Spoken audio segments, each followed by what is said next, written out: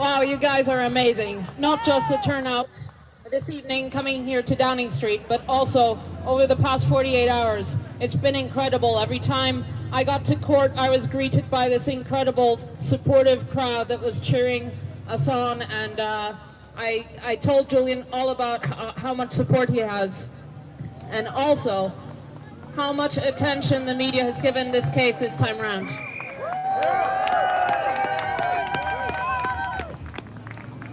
The world is watching.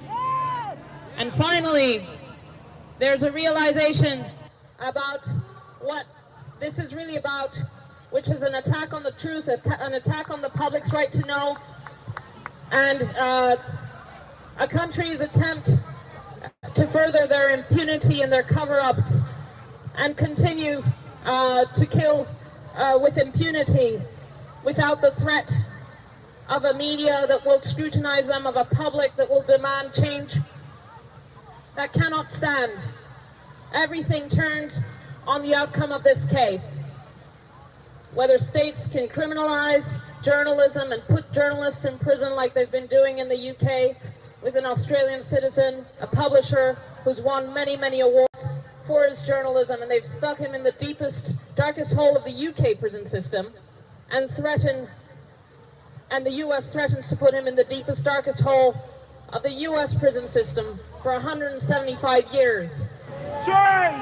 Shame. Shame on them! Julian's imprisonment is the result of people with too much power who lost the plot, who got power thirsty and are guilty. They know they're guilty and they want to continue to live their lives without any consequences for the crimes they've committed. This case is about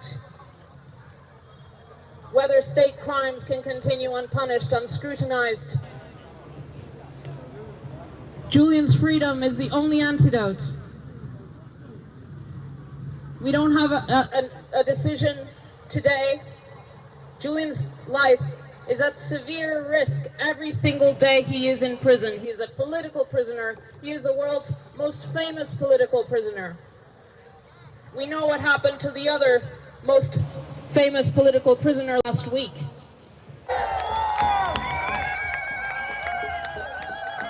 Now, whatever happens in the coming days, we can't know.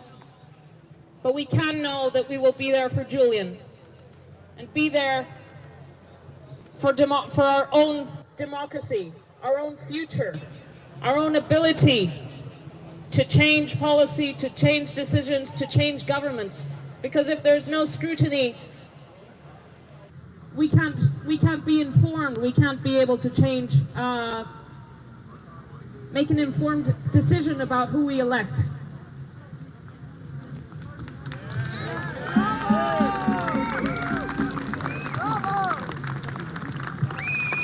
Our rights are at stake, but Julian's life is at stake. If he is extradited, he will lose his life. He will be killed.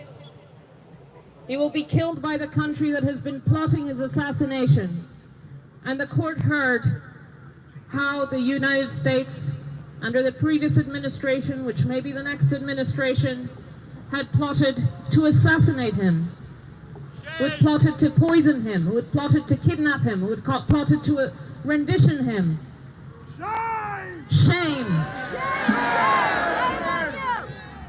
Shame on those who put journalists in prison. Shame on those who murder journalists.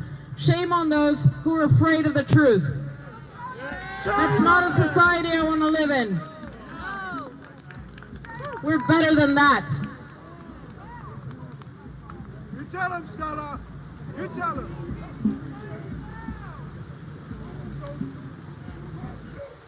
The UK courts are also under scrutiny. Yes. They have heard about the murder plots against my husband. They are on notice that the country that is trying to extradite him has planned to murder him. They don't deny it. They just change the subject. The whole time we were in court, the other side somehow avoided to talk about what the documents Julian published revealed. They didn't talk about the war crimes. They didn't talk about the 15,000 civilian killings in Iraq that were revealed. They didn't talk about their torture and rendition program. They didn't talk about Guantanamo Bay. They simply changed the subject. Shame.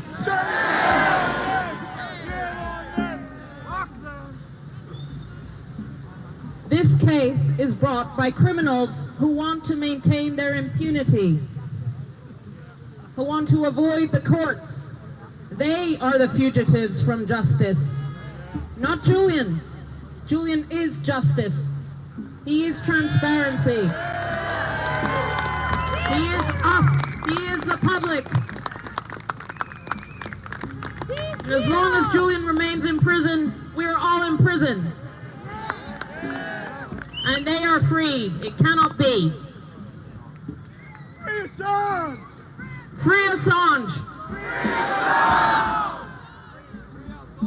Be there for Julian. He would be there for you. He is there for you. He needs to be free.